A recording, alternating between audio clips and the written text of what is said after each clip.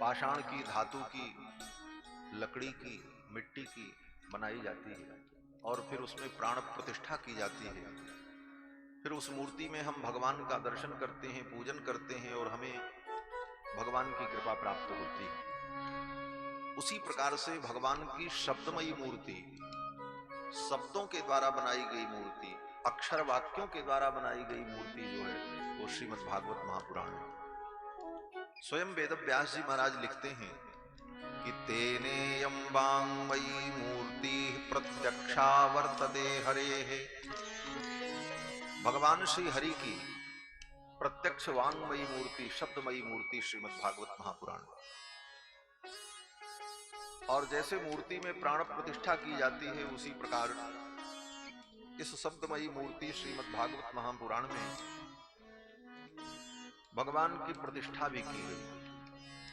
किस प्रकार से बोले, स्वयं भगवान कृष्ण ने अपने आप को इस ग्रंथ में प्रतिष्ठित कर दिया।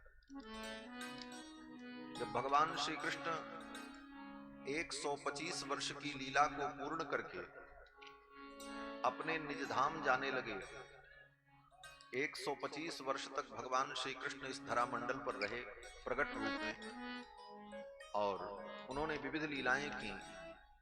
जब नित्य धाम जाने का समय हुआ, लीला पूर्ण करना था, तो भगवान के अत्यंत अंतरंग श्री उद्धव जी महाराज, जो भगवान के सखा भी हैं, संबंधी भी हैं और परम ज्ञानी हैं और भगवान के परम भक्त भी हैं, ऐसे श्री उद्धव जी महाराज ने भगवान से निवेदन किया, ठाकुर जी आप पधार जाओगे, आप निज धाम गमन करोगे तो आपके भक्त आपके वियोग को सहन नहीं कर पाएंगे।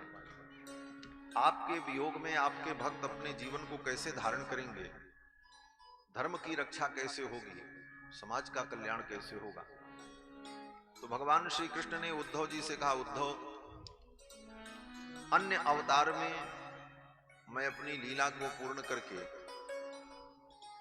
वैकुंठ चला जाता हूं, क्षीर सागर में क्षीरार्णों में मेरा प्रवेश हो जाता है, लेकिन इस बार इस लीला को पूर्ण करके मैं कहीं और नहीं जाऊंगा। उद्धव जी ने कहा, आप कहां जाएंगे? तो भगवान ने कहा, इसी भागवत ग्रंथ में मैं प्रतिष्ठित हो जाऊंगा। ये स्वयं भगवान ने कहा। तिरोधाय प्रविष्टोयम श्रीमद्भागवतार्णवम्। और उद्धव जी के देखते देखते भगवान ने अपने स्वरूप को तिरोहित किया और भगवान की दिव्य ज्योति इस ग्रंथ में, भागवत ग्रंथ में प्रतिष्ठित हो गई, प्रवेश कर गई। स्वयं भगवान इस ग्रंथ में आकर के प्रतिष्ठित हो गए। इस कारण से श्रीमद् भागवत साक्षात भगवान श्री कृष्ण का रूप है। आपके घर में भगवान की मूर्ति न हो, भगवान का चित्रपट न हो, लेकिन भागवत जी का अगर ग्रंथ है तो आपके घर में ठाकुर जी विराजमान है। ये भागवत ही भगवान, इनकी नित्य आरती पूजा भोग यही भगवान की सेवा है। और भगवान का हम जो ध्यान करते हैं, भगवान की पूजा करते हैं, बोले इन भागवत जी की पूजा क्या है? बोले इनकी सबसे बड़ी पूजा है कि इनको पढ़ो और सुनो और समझो और धारण करो। भगवान की इस कथा को जब हम सुनते हैं, भागवत जी कौन है? बोले भगवान है। और जब कथा को हम श्रवण करते हैं तो भगवान ही इन शब्दों के रूप में हमारे हृदय में प्रवेश करते हैं। ये सब लिखा है यहाँ पर, कुछ मैं ऐसे वैसे नहीं कह रहा हूं, सब प्रामाणिक बातें हैं। स्वयं भागवत के महात्म्य में वेद व्यास जी लिखते हैं कि प्रविशति हृदि तेषाम भक्ति सूत्रोपनद्धः। इस कथा को जब व्यक्ति श्रवण करता है, भागवत जी को सुनता है, तो स्वयं भगवान ही भक्ति के सूत्र में बंध करके उसके हृदय में प्रवेश करते हैं। किस रूप में? बोले शब्द के रूप में, कथा के रूप में, अनुभव के रूप में, भाव के रूप में, अनुभूति के रूप में भगवान का ही हमारे अंतःकरण में प्रवेश हो जाता है। और भगवान का जब अंतःकरण में प्रवेश हो जाता है तो यही भगवत अनुभूति, जो दिव्य अनुभूति है, यही जीवन का परम फल है। जीवन का परम फल क्या है? जीवन का परम फल ये नहीं है कि हम बहुत बड़ी कीर्ति स्थापित कर लें दुनिया में। जीवन का परम फल ये नहीं है कि हम जीवन में बहुत धन अर्जित कर लें। जीवन का परम फल ये नहीं है कि हम दुनिया में सर्वशक्तिमान बन जाएं, हमसे बड़ा शक्तिशाली कोई न हो, जैसे अन्य देशों के राष्ट्रपति चाहते यही हैं कि सारी दुनिया का पावर मेरे हाथ में हो। लेकिन सबसे बड़ी जीवन की उपलब्धि ये है कि इस मानव जीवन में आकर हम भगवान का अनुभव कर लें, भगवान की अनुभूति हो जाए हमें जीवन में, भगवत रस की अनुभूति हो जाए, ये जीवन की सबसे बड़ी उपलब्धता है। दुनिया के सबसे पावरफुल आदमी होकर के भी तुम कुछ नहीं हो सकते। बड़े पावरफुल कोई व्यक्ति हो दुनिया के, उनको भी जाकर के एक साधारण सा जीव मच्छर मौका मिले तो काट लेता, कुछ नहीं कर पाता। एक मच्छर भी उनका खून पी लेता है और कहते हैं हम दुनिया के सबसे पावरफुल आदमी। तो भगवान की लीला बड़ी विचित्र है। बहुत कुछ जीवन में हम प्राप्त कर लें ये महत्वपूर्ण नहीं है, महत्वपूर्ण ये है कि हमने भगवान की कितनी अनुभूति की, आत्म तत्व का कितना अनुभव किया, जीवन के सार को हमने समझा, ये जीवन क्यों मिला इसको हमने समझा, ये महत्वपूर्ण है। बाकी भौतिक उपलब्धियों का कोई मूल्य नहीं है, क्योंकि ये दृश्य जो होता है वो नाशवान होता है और दृष्टा वही अविनाशी होता है। जैसे दो वस्तुएं होती हैं, एक दृश्य एक दृष्टा, एक देखने वाला और एक दिखने वाला। शुद्ध हिंदी में कहें तो एक देखने वाला एक दिखने वाला। अब आप स्वयं विचार करो, यहां देखने वाला कौन है और दिखने वाला क्या है। जो कुछ आप देख रहे हो, टेंट पांडाल लाल पीला, हम अनेकानेक वस्तुएं और अनेक अनेक व्यक्तियों का शरीर, ये सब क्या है? बोले ये दृश्य है, जो दिखने वाले पदार्थ। और देखने वाला कौन है? बोले इन शरीरों के अंदर जो बैठी सूक्ष्म आत्मा है, वो आत्मा देख रही। एक देखने वाला हुआ, दूसरा दिखने वाला हुआ। अब इसमें बचेगा कौन? बोले देखने ही वाला रहेगा, दिखने वाली एक भी वस्तुएं दुनिया में नहीं रहेंगी, सब टूट फूट के नष्ट हो जाए। दृश्य कभी नहीं रहता है, दृष्टा ही रहता है, यही सिद्धांत है। इसलिए दृश्य के प्रति हमारी जो आसक्ति है, दिखने वाली वस्तुओं के प्रति हमारा जो मोह है, ये मोह निवृत्त हो जाए तो हम दुख से निवृत्त हो जाए। यही भागवत का सिद्धांत है। ज्ञान विज्ञान भक्त्यंग चतुष्टय परम वचः माया मर्दन दक्षम च विद्धि भागवतम च तत्। भागवत क्या है? कहते हैं भागवत उस ज्ञान का नाम है जिस ज्ञान के द्वारा दृश्य पदार्थ के प्रति हमारा जो मोह है वो नष्ट हो जाए और हम जो दृष्टा हैं अपने नित्य स्वरूप को जान लें। क्योंकि दृश्य तो सब नष्ट हो जाएगा, दृष्टा नष्ट नहीं होगा, देखने वाला नष्ट नहीं होगा। उस अविनाशी अपने स्वरूप का बोध हो जाए और अपनी आत्मा की भी जो आत्मा भगवान है उनका हमें ज्ञान प्राप्त हो जाए, उनका हमें अनुभव हो जाए। श्रीमद् भागवत महापुराण की ये कथा श्री वेदव्यास जी महाराज ने 18,000 श्लोकों में इस ग्रंथ को निबद्ध किया। विशेषता इसकी क्या है? बोले इस ग्रंथ को प्रकट करने वाले भी भगवान ही हैं। वेदव्यास जी कौन है? वेदव्यास जी भगवान के अवतार हैं। भगवान के 24 अवतार में वेदव्यास जी महाराज भगवान के 17वें अवतार हैं। वेदव्यास जी महाराज भगवान के 17वें अवतार हैं, तो स्वयं भगवान ने ही इस ग्रंथ को प्रकट किया। और इसमें लीला किसकी है? बोले भगवान की। और भगवान ही इस ग्रंथ में प्रतिष्ठित हो गए। ऐसा ये दिव्य ग्रंथ श्रीमद् भागवत महापुराण 18,000 श्लोकों में 335 अध्याय में निबद्ध ये दिव्य ग्रंथ, जिस ग्रंथ की एक एक पंक्तियों में भगवत तत्व प्रतिष्ठित है और जिसका विभिन्न प्रकार से भक्त लोग आस्वादन करते हैं, अनुभव करते हैं। श्रीमद् भागवत महापुराण से सभी परिचित हैं। यत्र तत्र सर्वत्र गांव गांव में समय समय पर भागवत जी की कथा का आयोजन होता रहता है। और यहां तक एक परंपरा भी है कि हम अपने जीवन में जैसे हर कार्य को महत्व देते हैं, उत्सव मनाते हैं, महोत्सव मनाते हैं, बेटा बेटी का विवाह करते हैं, घर बनाते हैं, उसी प्रकार जीवन का एक अंग इसे माना जाता है कि हम अपने सामर्थ्य और अपनी शक्ति के अनुसार जीवन में एक बार कम से कम श्रीमद् भागवत महापुराण की कथा को श्रवण करें, विधि पूर्वक श्रवण करें। विधि पूर्वक श्रवण करने का मतलब है स्वयं यजमान बनकर अपने पुरुषार्थ से, अपनी पुण्य की कमाई से, बेईमानी की कमाई से नहीं। बेईमानी की कमाई से सुनी गई कथा का कोई फलोल नहीं होता। बड़े बड़े लोग करते रहते हैं, इसीलिए उन कथाओं से किसी का सुधार नहीं होता और उनका कल्याण भी नहीं होता। ईमानदारी के धन से, पवित्रता पूर्वक जो हमने न्याय पूर्वक धन अर्जित किया, उस अपने धन सामर्थ्य के अनुसार, ऐसा नहीं है कि अरबों रुपए खर्चा किया जाए, करोड़ों किया जाए तभी भगवान की कथा। अपनी अपनी शक्ति और सामर्थ्य के अनुसार भागवत जी की कथा जीवन में एक बार विधि पूर्वक, अनुष्ठान पूर्वक श्रवण करने का बहुत बड़ा महत्व, परंपरा है। और ऐसे तो भागवत जी की कथा तो हमेशा सुने, बहुत बढ़िया बात है, बहुत अच्छी बात है।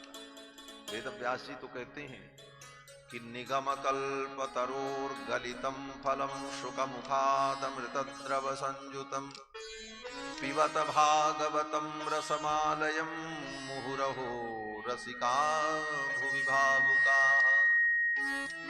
वेदव्यास जी कहते हैं कि ये भागवत क्या है? निगम कल्पतरोर्गलितं फलम, वेद रूपी वृक्ष का, वेद रूपी कल्प वृक्ष का ये पका हुआ फल है श्रीमद् भागवत। वेद का नाम सुना है, 4 वेद होते हैं, ऋग्वेद, यजुर्वेद, सामवेद, अथर्ववेद। ये 4 वेद ही धर्म के मूल हैं। जब दुनिया में कोई मत, पंथ, संप्रदाय, धर्म नहीं था, अनादिकाल से चारों वेद ही धर्म के पोषक और उपदेशक हैं। और वो चारों वेद, ऋग्वेद, यजुर्वेद, सामवेद, अथर्ववेद, वेदत्रयी, ये भगवान का स्वरूप है, स्वयं भगवान का ही वेदावतार है। और उस वेद रूपी कल्प वृक्ष का पका हुआ फल श्रीमद् भागवत महापुराण, अर्थात वेदों में जो ज्ञान विज्ञान है, जो रस है, उसी को वेद व्यास जी महाराज ने श्रीमद् भागवत महापुराण के रूप में प्रकट किया। तो वेद व्यास जी कहते हैं कि वेद रूपी वृक्ष का ये पका हुआ फल जो श्रीमद् भागवत है, निगम कल्पतरोर्गलितं फलम शुकमुखाद अमृतद्रव संयुतम, सुखदेव जी के मुख का स्पर्श हो जाने से ये और भी रसमय और मधुर हो गया। शुक माने तोता, तोते को सुख कहते हैं। और सुखदेव जी कौन है? बोले वेद व्यास जी के पुत्र हैं, शुक उनका नाम है।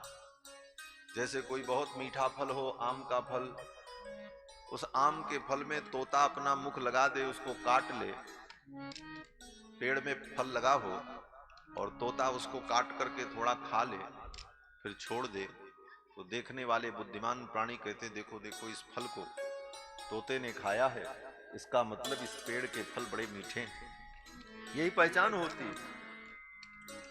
तो सुखदेव जैसे ज्ञानी ने, सुखदेव जैसे परमहंस ने इस भागवत रस का आस्वादन किया, उनके मुख का स्पर्श होने से ये भागवत रूपी फल, वेद रूपी वृक्ष का पका हुआ फल अत्यंत मधुर और आस्वाद्य है। सुकमुखाद अमृतद्रव संयुतम। अब इसको क्या करें? तो वेद व्यास जी कहते हैं पिबत भागवतम रसमालयम, पिबत भागवतम रसम, इस भागवत रस को पियो। ये भागवत क्या है? बोले रस है, इसलिए इसको पियो। कब तक पिए?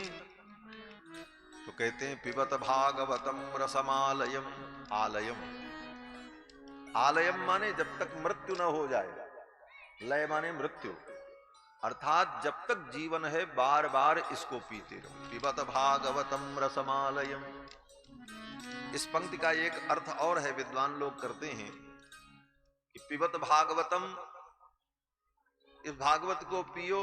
बोले ये क्या है? बोले रसमा आलयम, ये रसमा का आलय है। रसमा क्या है? बोले रसमा माने सरस्वती, भगवती सरस्वती का ये आलय है, ज्ञान का भंडार है। बड़े बड़े विद्वानों के लिए ये परीक्षा का केंद्र है। विद्यावताम भागवते परीक्षा, बड़े बड़े विद्वानों की परीक्षा होती है भागवत में कि वो कितना बड़ा विद्वान है। लेकिन किसकी? बोले जिसको अपने विद्वत्ता का गर्व हो, अभिमान हो, उसके लिए। अन्यथा भगवत चरणानुरागी अगर व्यक्ति हो तो उसके लिए भागवत तत्व बहुत ही सरल और सुगम भी है। इसीलिए कहा भक्त्या भागवतम शास्त्रम भक्त्या युक्त्या च भारतम भक्त्या युक्त्या च व्युत्पत्त्या भाति रामायणम परम। भक्त्या भागवतम शास्त्रम, ये बड़ा अद्भुत शास्त्र है महाराज। जैसे भगवान अपने भक्तों की भावना के अनुकूल नरम और कठोर हो जाते हैं। कोई भगवान का प्रेमी भक्त हो, दीनहीन मलिन अनुरागी, तो भगवान उसके लिए बड़े ही सरल, बड़े ही सुलभ, बड़े ही दयालु, बड़े ही कृपालु। लेकिन बड़े बड़े दुर्दांत राक्षस आ जाएं तो उनके लिए भगवान बड़े कठोर, बड़े दुर्दांत और उनका दमन कर देने वाले, उनके अहंकार को, मद को चूर कर देने वाले। उसी प्रकार से ये भागवत भगवान जो है, इनकी भी यही विशेषता। जो भाव से, जो श्रद्धा से, प्रेम से, साधारण व्यक्ति भी, जिसको बहुत शास्त्र का, पंक्तियों का ज्ञान न हो, ऐसा व्यक्ति भी श्रद्धा भाव से, निष्ठा से भागवत जी का अनुभव करना चाहे, चिंतन करना चाहे, तो भागवत जी उसके लिए बहुत सरल हो जाता है। और अगर अपने विद्वत्ता का अभिमान लेकर के आ जाए कि हम बड़े पंडित हैं, हम बड़े वैयाकरण हैं, हम बड़े नैयायिक हैं, हम बड़े मीमांसक हैं, उसके लिए भागवत बोले सारी विद्या इसी में डूब जाएगी, फिर भी इसका थाह नहीं पा सकता व्यक्ति। विद्यावताम भागवते परीक्षा। इसीलिए वेद व्यास जी ने कहा रसमालयम पिबत भागवतम रसम, पिबत भागवतम, इस भागवत को पियो। कीदृशम भागवतम, ये भागवत कैसा है? बोले रसमालयम, रसमाया आलयम, सरस्वती का ये आलय है, सरस्वती का भंडार है, ज्ञान का भंडार। ऐसा अद्भुत ग्रंथ। लेकिन आप ये न सोचो कि महाराज इतनी कठिन बात हमको समझ में कैसे आएगी। दोनों बातें हमने कह दी। जैसे भगवान अपने सरल भक्तों के लिए अत्यंत सरल हो जाते हैं, और कठिन भक्तों के लिए, कठिन लोगों के लिए भगवान बड़े कठिन हो जाते हैं। उसी प्रकार ये भागवत जी हैं, सरल और साधारण भक्तों के लिए बहुत सरल हैं, और जो बहुत कठिन है उनके लिए भागवत जी भी कठिन। इसलिए कहीं कोई कठिनता नहीं। आपकी सरलता, आपकी भक्ति, आपका समर्पण भागवत जी के प्रति है, तो भागवत जी की सब बातें अनुभव में आ जाती हैं। कठिन कुछ नहीं। ऐसा ये दिव्य ग्रंथ श्रीमद् भागवत महापुराण। तो वेद व्यास जी कहते हैं इसको बार बार पियो। पिबत भागवतम रसमालयम मुहुरहो रसिका भुवि भावुका। भावुक होकर, रस से युक्त होकर इस कथा को बार बार पियो, बार बार पियो। तो मैं निवेदन कर रहा था कि ऐसा नहीं है कि एक बार ही सुना जाए, बार बार सुने तो और अच्छी बात है।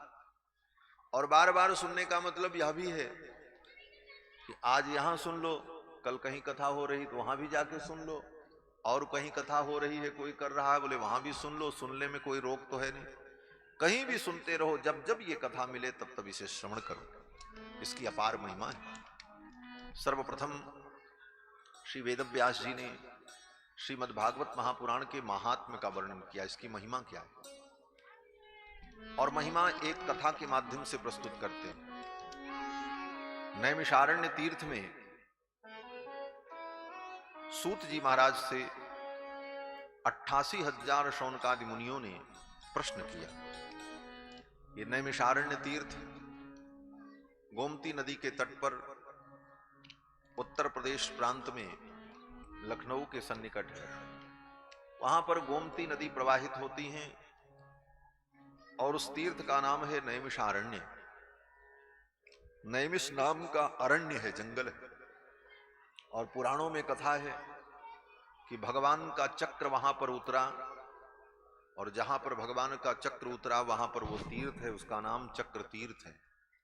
आज भी उस चक्र तीर्थ में लोग स्नान करने जाते हैं। वहां का पानी चक्र के समान ऐसे घूमता ही रहता है। वो कथा की भूमि है।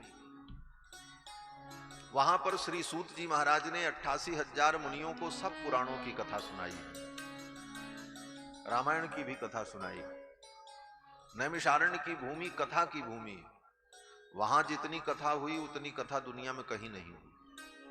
वहां का पत्ता पत्ता, वहां का कण कण भगवान की कथा से अनुस्यूत है, परिपूर्ण है। ऐसी पावन भूमि नैमिषारण्य में आज से लगभग 5000 कुछ वर्ष पूर्व 80,000 शौनकादि मुनि एकत्रित हुए। एक दो नहीं महाराज, 80,000, 88,000 शौनकादि मुनि। 80 नहीं, 88,000। 88,000 शौनकादि मुनि एकत्रित हुए और उनके जो नेता थे, कुलपति थे, उनका नाम शौनक था। 10,000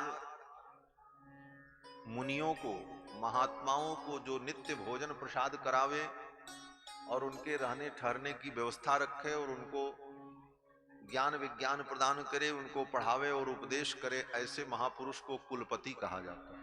वही कुलपति होता है। ऐसे तो आजकल विश्वविद्यालय में जो बैठ जाते हैं वो कुलपति हो जाते हैं, लेकिन कुलपति शब्द का अर्थ है कि जो इतने लोगों का भरण पोषण करे वो कुलपति। और ये तो महाकुलपति हैं महाराज शौनक जी, जिनके साथ 88,000 महर्षि सदा रहते और उनका सबका संरक्षण उनके द्वारा होता है। और इन महर्षियों का केवल एक काम है, भगवान की चर्चा करना, भगवान की कथा श्रवण करना, शास्त्र का चिंतन, धर्म का चिंतन करना, बाकी और कोई प्रपंच नहीं। तो ये मुनि लोग एकत्रित हुए नैमिषारण्य में और वहां पर सूत जी महाराज, जो पुराण के परम विद्वान, वो सूत जी महाराज वहीं विराजमान नैमिषारण्य में, उनके पास गए और जाकर के शौनकादि मुनियों ने निवेदन किया। शौनक जी ने कहा, हे भगवान, आप कृपा करके हमें ऐसी कथा सुनाओ जिस कथा को सुन करके मेरा मोह नष्ट हो जाए, मेरा अज्ञान नष्ट हो जाए, मेरे विवेक की वृद्धि हो, मेरे ज्ञान की वृद्धि हो। और एक बड़ी अद्भुत बात कही शौनक जी ने कहा, ये सब तो हो, लेकिन इसके साथ साथ कृष्ण प्राप्ति करम सस्वत साधनम तद्वदाधुना, ऐसी कथा सुनाओ, ऐसा ज्ञान आप प्रदान करो कि वो साधन हो। बोले कैसा साधन? बोले उस साधन से हमको कृष्ण मिल जाए। कृष्ण प्राप्ति करा देने वाले साधन का आप निरूपण करो, हम उस साधन को जानना चाहते। कृष्ण किस साधन से मिलते? इस कथा के प्रारंभ में यही प्रश्न किया है शौनक जी ने। शौनक जी ने यही प्रश्न किया कि आप वो साधन हमें बताओ जिससे कृष्ण मिल जाए। कृष्ण प्राप्ति करम सस्वत, कृष्ण प्राप्ति करम सस्वत का मतलब निश्चित रूप से कृष्ण मिल जाए। तत्साधनम बद, ऐसे साधन आप बताओ, और आज ही बताओ, इस समय बताओ, अधुना। कृष्ण प्राप्ति करम सस्वत साधनम तत्पदाधुना। और इसी प्रश्न के करने पर सूत जी ने शौनकादि मुनियों को भागवत जी की कथा सुनाई। इसी प्रश्न के उत्तर में कि भगवान कैसे मिलेंगे, भगवान को प्राप्त करने का साधन क्या है, इस प्रश्न के उत्तर में पूरी भागवत कथा सुना। बोले प्रश्न किया कुछ और सुना दी भागवत कथा। बोले भागवत कथा ही इसका उत्तर है, अर्थात भगवान को प्राप्ति करने का कोई साधन है तो श्रीमद् भागवत महापुराण। और साधन ही नहीं है, श्रीमद् भागवत के रूप में भगवान प्राप्त हो जाए। अब जब शौनक जी ने प्रश्न किया तो सूत जी महाराज बोलने लगे। सूत जी ने पहले भगवान को प्रणाम किया। सच्चिदानंद रूपाय विश्वोत्पत्त्यादि हेतवे तापत्रय विनाशाय श्री कृष्णाय वयं नुमः। भगवान सच्चिदानंद को प्रणाम किया, मंगलाचरण किया। कोई भी कार्य करने के पहले भगवान को प्रणाम करे, नमन, भगवान का वंदन करे। वंदन, ये वंदन क्या है? बोले बार बार भगवान का वंदन करते रहोगे तो दुनिया के सारे बंधन से मुक्त हो जाओ। ये वंदन ही व्यक्ति को बंधन से मुक्त करने वाला है। वंदन किया, कहते हैं सच्चिदानंद स्वरूप जो भगवान हैं, जो तीनों तापों का विनाश कर देते हैं, उन भगवान को मैं प्रणाम करता हूं। बोले वो भगवान कौन है? बोले वो भगवान श्री कृष्ण है। ये नहीं कि कोई अपने मन से कोई भगवान मान ले वही भगवान सच्चिदानंद। बोले ना ना, सच्चिदानंद रूपाय विश्वोत्पत्त्यादि हेतवे तापत्रय विनाशाय, वो कौन हो सकते हैं? वो साईं बाबा हो सकते हैं, कदापि नहीं हो सकते। वे कौन हो सकते हैं? बोले वो तो श्री कृष्ण है, वो श्री राम हैं, वो श्री नारायण हैं, वो भगवान गोविंद हैं, दूसरा और कोई नहीं हो सकता। श्री कृष्णाय वयं नुमः। ऐसे भगवान श्री कृष्ण को मैं प्रणाम करता हूं। प्रणाम किया और फिर सूत जी महाराज कहते हैं, हे मुनियों,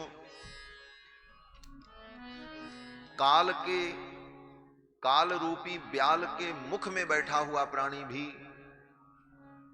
अगर अपने दुख की निवृत्ति चाहता है तो उसके दुख की निवृत्ति का उपाय यही है कि वो भागवत जी का आश्रय। काल के भय से मुक्ति देने वाला अगर कोई ग्रंथ है तो श्रीमद् भागवत महापुराण।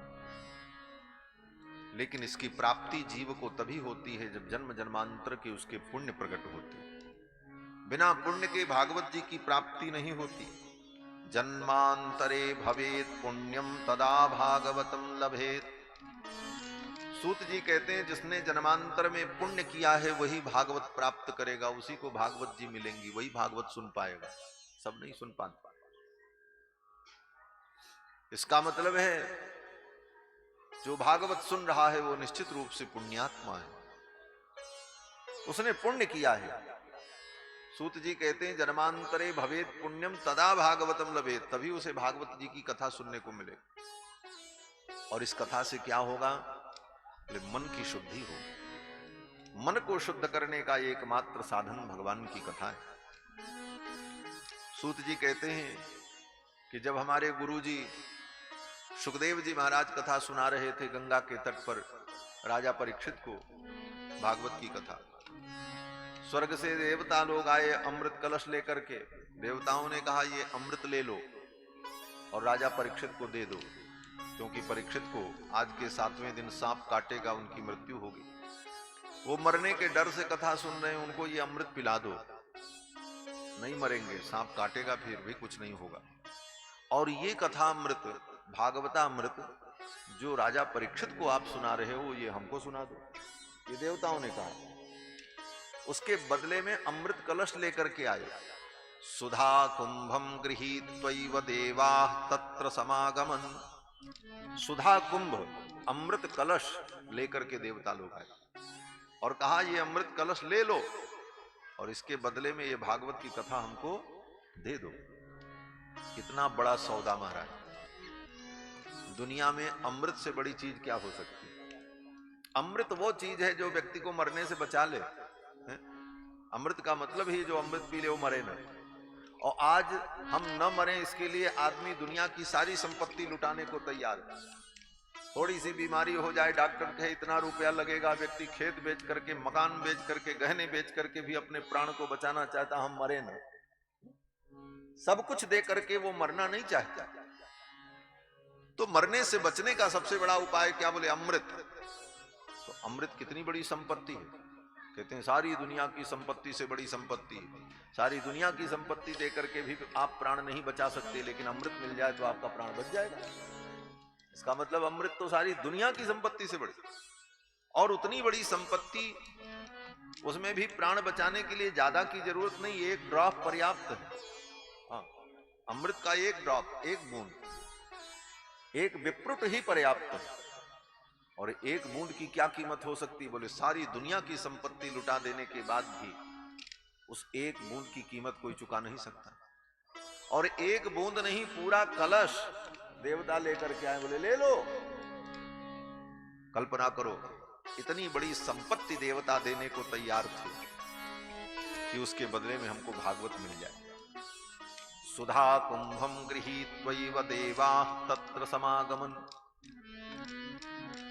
इसका मतलब देवता जानते हैं कि दुनिया की सभी संपत्तियों से बड़ी संपत्ति अमृत, और अमृत से भी बड़ी संपत्ति कोई है तो वो भागवतामृत है, भागवत जी हैं। अगर अमृत भी देकर के भागवत हमको मिल जाए तो बहुत बड़ी बात। लेकिन उनको नहीं मिलेगी। सुखदेव जी ने देवताओं को नहीं दिया। सुखदेव जी ने कहा ये कथा सुनने के तुम अधिकारी नहीं हो। देवताओं को विदा कर दिया। बोले तुम्हारे अंदर भक्ति नहीं है, तुम्हारे अंदर प्रेम नहीं है, तुम स्वार्थी हो।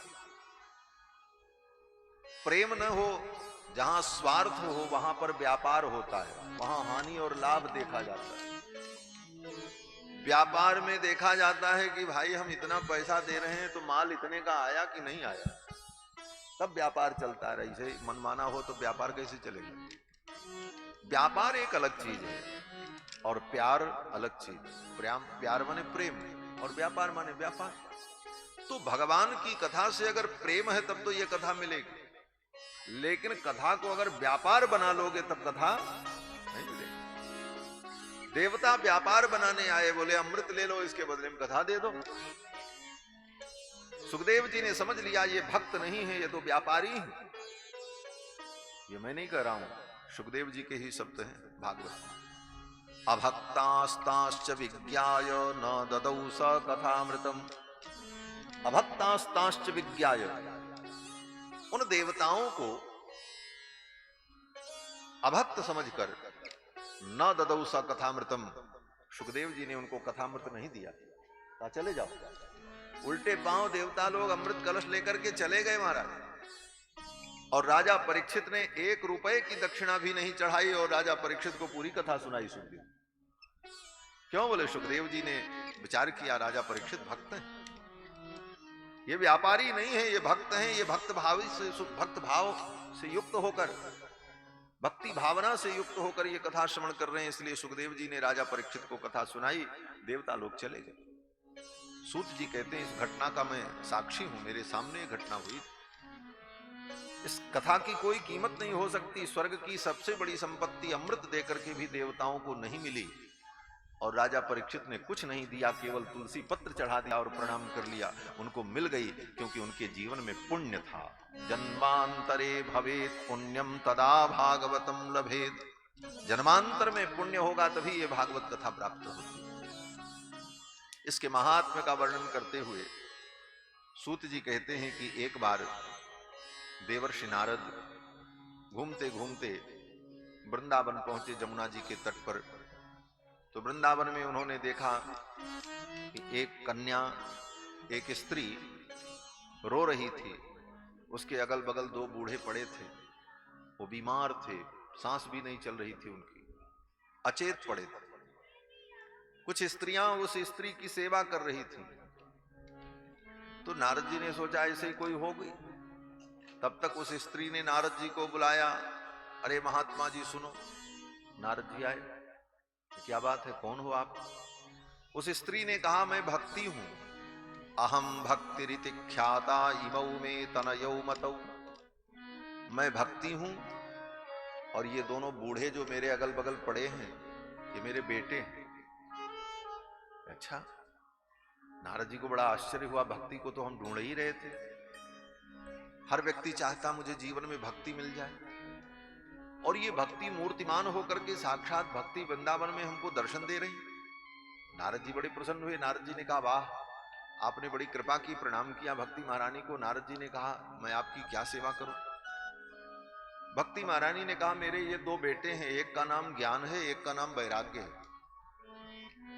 भक्ति के 2 पुत्र हैं, एक का नाम ज्ञान, एक का नाम वैराग्य। लेकिन दोनों बीमार पड़े थे, सांस भी नहीं चल रही थी, प्राण तो थे लेकिन किसी काम लायक नहीं थे, पड़े थे। भक्ति महारानी ने कहा मेरे दुख का यही कारण है कि मेरे पुत्र जो है अक्षम है, इनके अंदर कोई क्षमता नहीं रह गई, केवल प्राण मात्र है, केवल जीवित हैं, बस इतना ही है। इनकी सत्ता है लेकिन इनके अंदर कुछ करने का सामर्थ्य नहीं, और यही मेरे दुख का कारण है, इनको आप ठीक कर दो।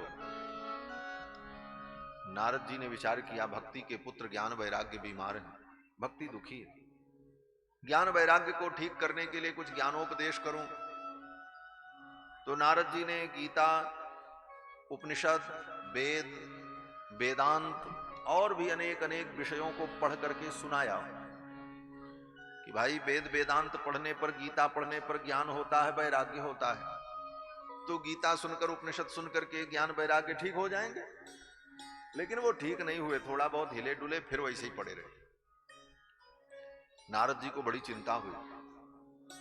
भक्ति महारानी ने कहा मेरा दुख दूर करो, मेरे बेटों को ठीक कर दो। भक्ति के पुत्र जब बीमार रहते हैं तो भक्ति को आनंद नहीं आता, भक्ति रोती है। यही स्थिति हमारी आपकी जीवन में, हमारे आपके जीवन में भक्ति तो है, भक्ति न होती तो इतनी धूप में लोग श्री कृष्ण गोविंद हरे मुरारी करते हुए यात्रा करते अपना काम छोड़कर। यहां आप अपना काम छोड़ करके बैठे होते। आज के समय में दुनिया में किसी के पास 1 मिनट का समय नहीं। आदमी कहता है महाराज हमको तो मरने की भी फुर्सत नहीं। लोग कहते हैं ना हम बहुत बिजी हैं, हमको मरने की फुर्सत नहीं। बोले भैया जिस दिन मरने का समय आ जाएगा सब काम से फुर्सत मिल जाएगी। मरना ही तो एक ऐसा काम है जो दुनिया के सारे काम से फुर्सत दे देगा, फिर कोई काम ही नहीं रहेगा। तो कहने के लिए तो हम कहते हैं कि भाई हमको मरने की भी फुर्सत नहीं। और ऐसी व्यस्तता में आप इतना समय निकाल करके यहां बैठे हो, क्यों? भक्ति है, भक्ति भाव से बैठे हो इसे सुनने के लिए। लेकिन यहां से जाने के बाद अथवा इस भक्ति भाव के पहले भी, आने के पहले छोटी छोटी बातों पर आप विचलित होते हो, दुखी होते हो। क्या? अरे कोई नुकसान हो गया तो दुख, किसी ने कुछ कह दिया तो दुख, किसी से ईर्ष्या, किसी से द्वेष, कोई वस्तु नष्ट हो गई तो दुख। क्यों? इसका यही उत्तर है, भक्ति तो है लेकिन भक्ति के पुत्र ज्ञान वैराग्य नहीं है। ज्ञान हो जाए तो कोई दुख नहीं महाराज।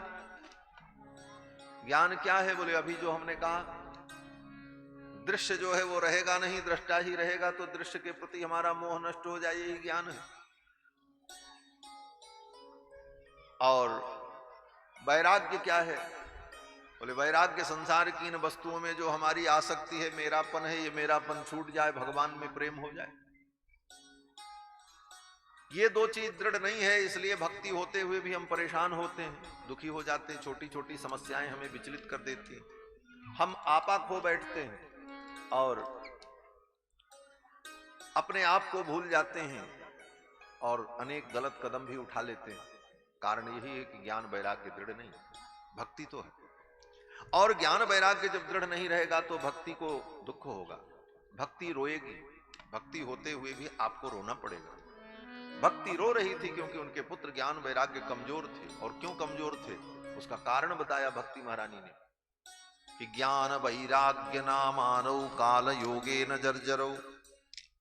ये ज्ञान वैराग्य जो मेरे पुत्र हैं, काल योगे न जर्जरौ, काल के प्रभाव से, समय के प्रभाव से, कलयुग जो है ना, इसके प्रभाव से ये ज्ञान वैराग्य जर्जर हो गए। इनको आप ठीक कर दो, मेरा दुख समाप्त हो जाए। तब नारद जी ने बहुत कुछ सुनाया, गीता उपनिषद सब, लेकिन ज्ञान वैराग्य जब ठीक नहीं हुए, आकाशवाणी हुई। नारद जी ने सुना आकाशवाणी में कि इनके लिए सत्कर्म करो, ये ठीक हो जाएंगे।